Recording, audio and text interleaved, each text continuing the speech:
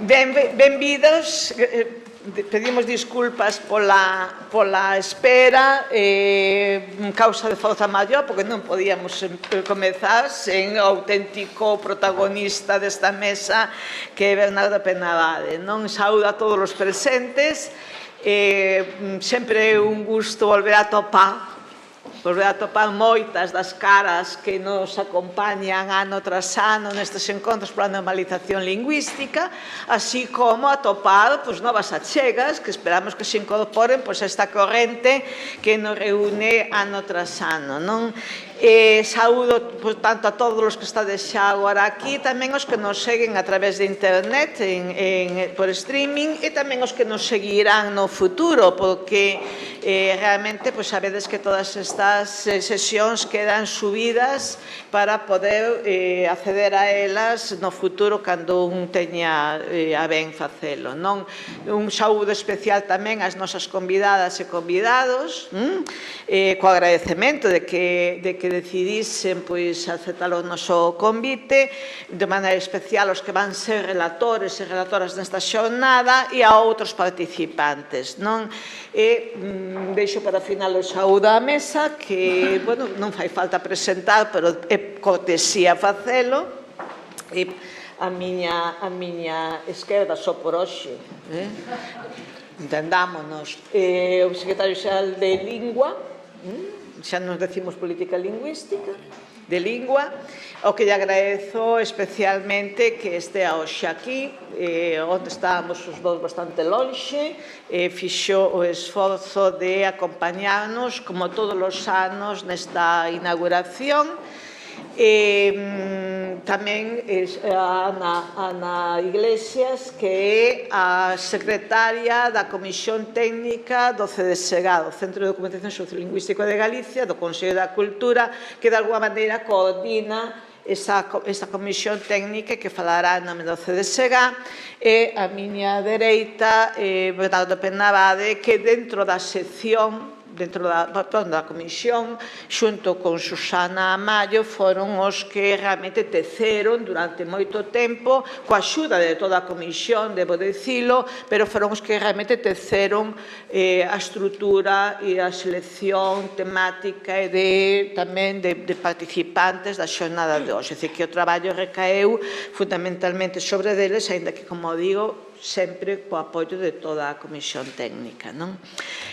Esta é unha xornada organizada polo CDSGA, como digo, e falaremos pouco, xa 26 edicións, que non é pouco dicir, non? É dicir, sempre con temáticas un pouco diferentes, sempre intentando poñer o acento sobre un perfil, sobre un problema, sobre unha preocupación determinada, imos cambiando de ano en ano. Falaremos, a continuación falará Ana, logo falará Bernardo e finalmente pechará Valentín esta presentación.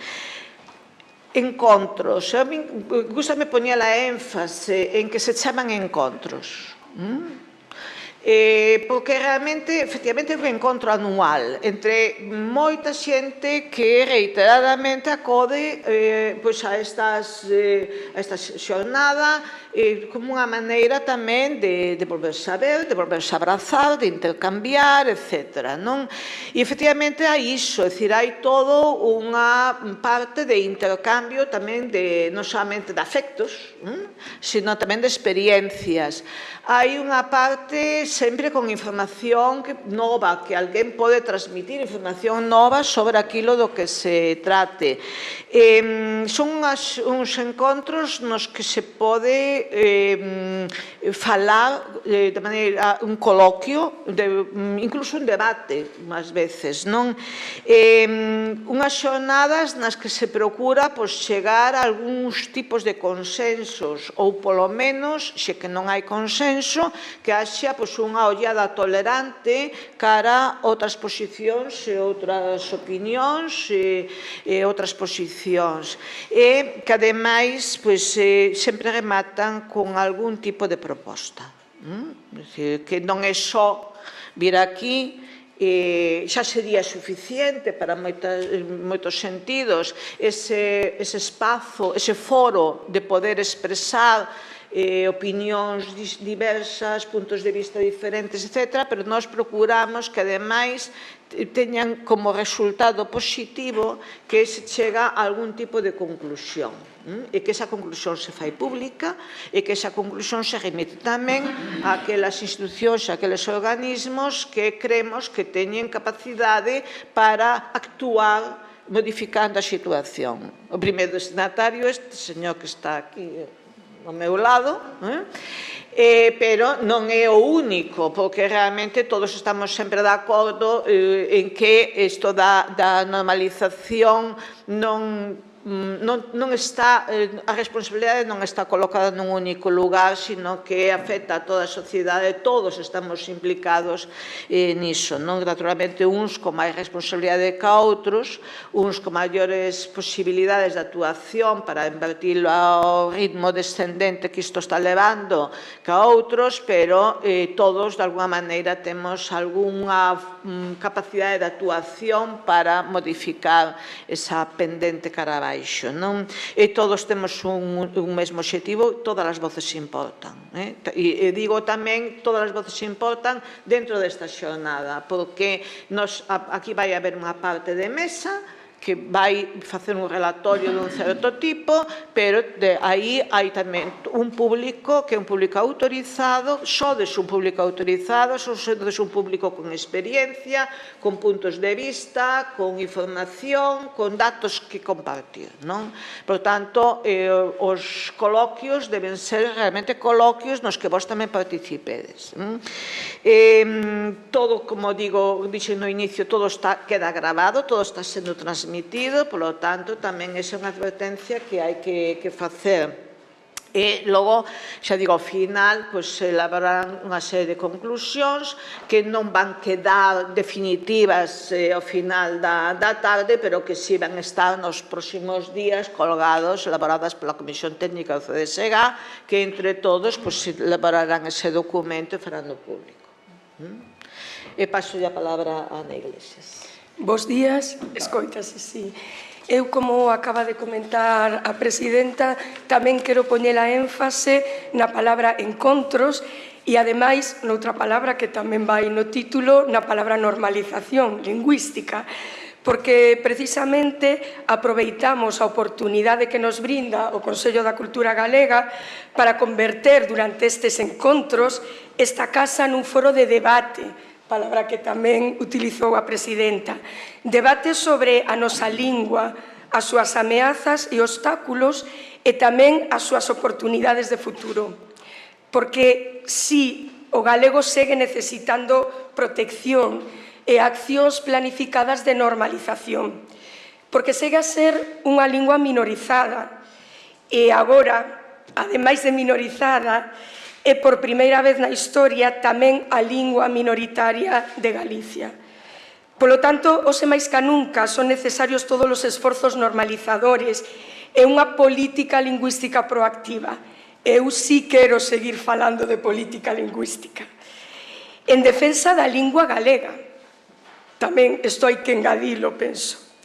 Porque non podemos seguir atrasando, na miña opinión, a recuperación dese gran pacto pola lingua que foi o Plan Xeral de Normalización, que, por certo, fai neste ano 2024 20 anos da súa aprobación, aínda que non, por desgraza, da súa posta en práctica.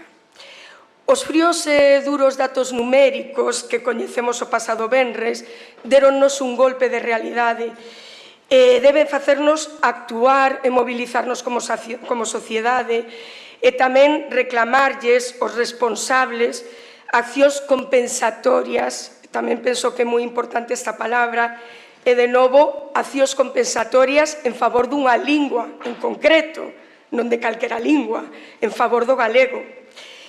E con isto superar o silencio, e agora máis que nunca, falando a nosa lingua, falando ya aos nosos fillos, falando ya aos nosos pais, nais, amizades, vivindo con ela e despedíndonos da vida con ela, que este é o tema ao que imos dedicar estes encontros en concreto, pero non levala con nosa tumba, senón que nos sobreviva e deixala para o futuro as seguintes xeracións. Oxalá así sexa.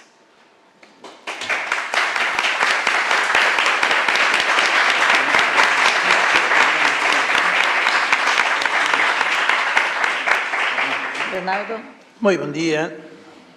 Falo-vos en representación do grupo humano que forma a comisión técnica que colaborou na organización destes encontros. Así, á primeira hora, adianto-vos que sentimos unha grandísima alegría, primeiro polo conxunto de relatores e relatoras que conseguimos implicar, e, obviamente, tamén pola boa acollida que tivo a matrícula. Moitísimas grazas. Comezamos coa revelación dun dato contundente. Podemos saír deste encontro coa novidade. Por fin, nos rituais funerarios, o uso da lingua galega abandona o confinamento. Aínda que non sexa 2020, senón 2024, pois iso, abandona o confinamento. Xa non serve aquela resposta estandarizada de aquí non hai nada, haberá máis ou haberá menos, máis haberá. E desde hoxe mesmo retornaremos ás nosas casas sabendo, modestamente, desde o comezo, sabendo desde cando é por iniciativa de quen. Naturalmente, esta é a posta da primeira pedra, esta é a primeira iniciativa en que iso se vai saber públicamente. A colleita non apareceu por xeración espontánea, obviamente. É o resultado dun traballo intenso e prolongado de moitas persoas e entidades. A Asociación de Funcionarios pola Normalización Lingüística, co Día da Restauración da Memoria Lingüística, e co En Galego agora e sempre co estímulo orientador de Xosé González Martínez, que é unha das máximas autoridades nesta materia.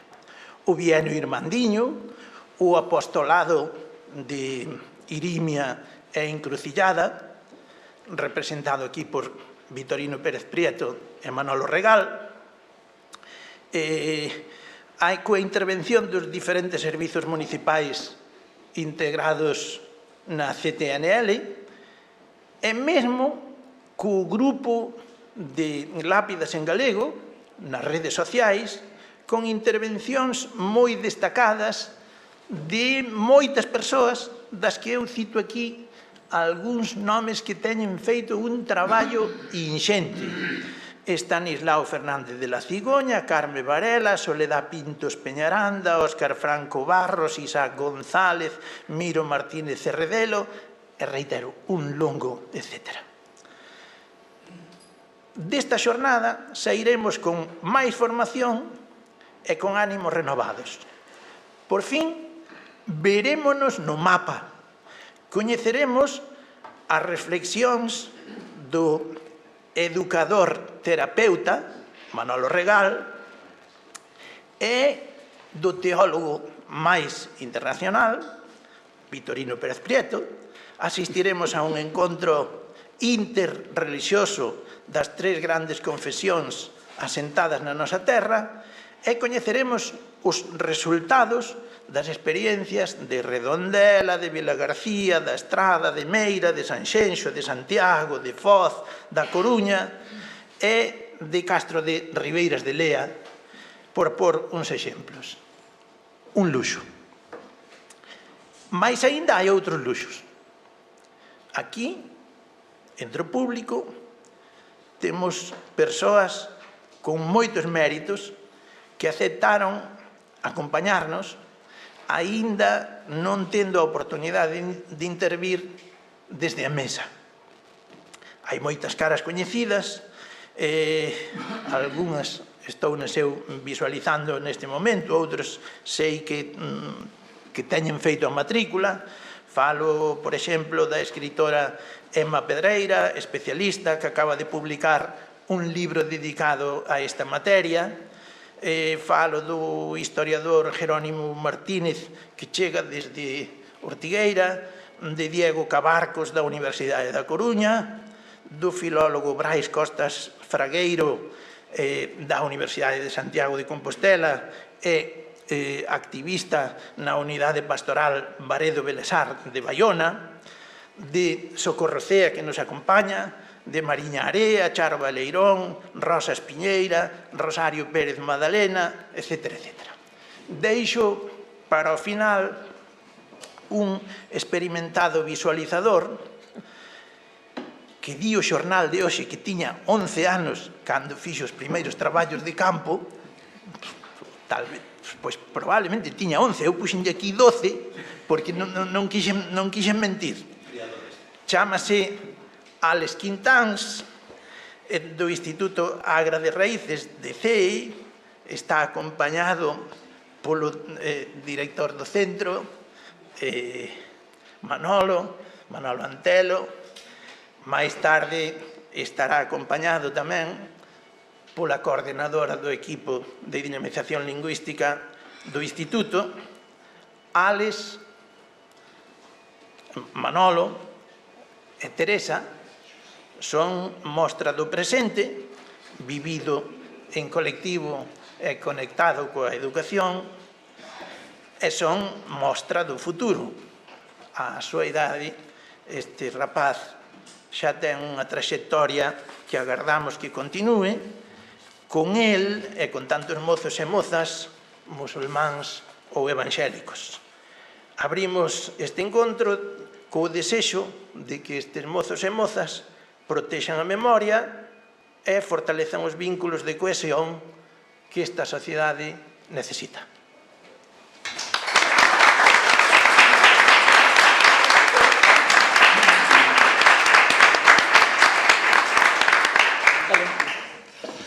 Moi bo día, señora Presidenta do Consello da Cultura Galega, a Secretaria da Comisión de Coordinación, a Ana Iglesias, a Bernardo Penabade, que dirixe estes encontros na súa programación, que na súa 26ª edición, que non é pouco, non estaba pensando eu agora nas primeiras edicións que van alá máis dun cuarto de século, nada menos. Un cuarto de século encontrándonos e facendo deste foro un dos máis dinámicos que ao cabo do ano permite, sobre todo, aos profesionais, aos docentes, ese espazo de reflexión que xa está falado aquí, non?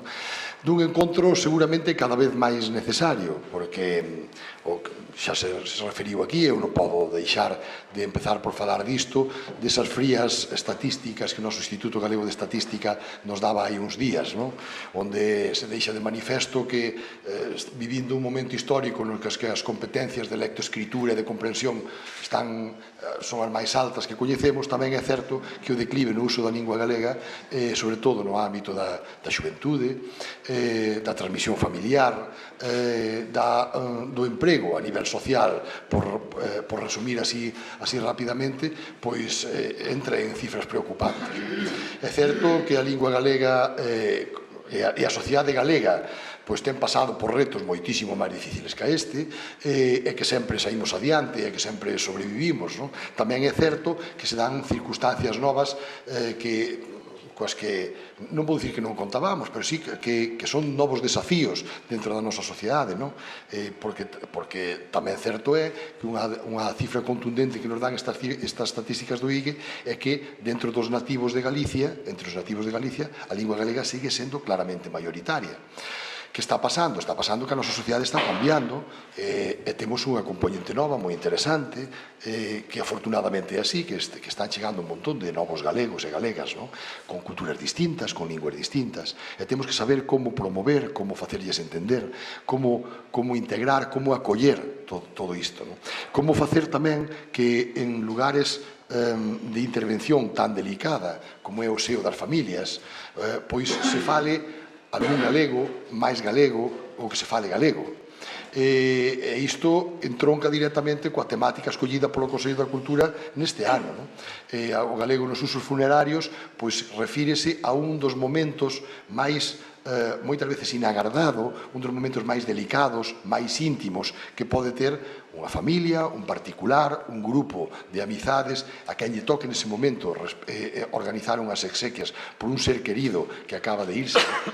Intervir neses momentos non é nada fácil. A intervención social a nivel lingüístico, todas e todos sabemos que é moi delicada, moi sutil e ten que estar moi planificada. Entre outras cousas, porque en relación con, como vos dicía antes, agora mesmo esas exequias ni sequera se organizan de igual forma, vense de forma moi diversas, dependendo da comunidade cultural, religiosa, confesional, da que esteamos falando. E todo iso está reflectido neste programa.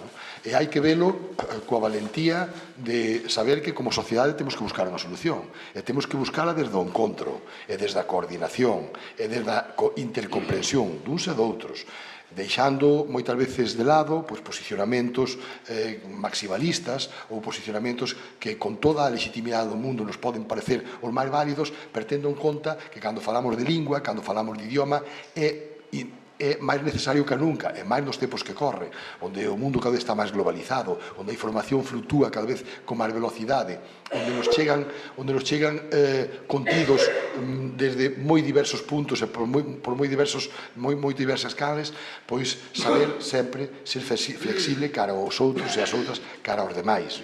E niso os encontros que ocuparon sempre, como digo, un lugar central. A súa propia designación, como xa se dixo nesta mesa, encontros. Somos un lugar para escoitarnos, para ter, como digo, esa flexibilidade, esa capacidade, esa permeabilidade, para saber que é o que lle fai falta a nosa lingua para ocupar eses espazos tan necesarios que nos axuden xa non só a mellorar as estatísticas, que as estatísticas son, ao fin e ao cabo, un reflexo do que é a nosa sociedade, para mellorar a nosa sociedade no seu conxunto, porque vamos a ter que falar moito deste tema, de acoller, de encontrar, de hibridar, de observar e de ter a sensibilidade necesaria para facer que o galego teña o espazo que ten que ter na nosa sociedade. Non imos renunciar nunca a ela. Os que temos máis responsabilidades, obviamente nisto, polos cargos que nos ocupa ostentar neste momento, cargos públicos, pero sendo conscientes de que ten que ser a sociedade no seu conxunto a que queira buscar unha solución e que busquemos unha solución para isto. Por lo tanto, desexar que estes encontros, como pode ser de outra maneira, transcorran con este brillantísimo programa aquí descrito que está nas nosas mans, que comecen e que transcorran con ese aproveitamento que le mantido nada máis e nada menos que durante un cuarto de século. Felicitar a todo o equipo técnico que fostes capaz de resolver, de programalo, a todas as entidades e a todos os especialistas que hoxe quides pasar por esta mesa, e saber que dentro da Xunta de Galicia e dentro do Goberno galego seguiremos apoiando este tipo de iniciativas, como non pode ser desta maneira, para ben da lingua, de todas as comunidades que hoxe están aquí representadas, de todos canto tedes que dicir sobre este tema e da nosa sociedade, como digo, no seu conxunto. Moitas grazas e moi bo día.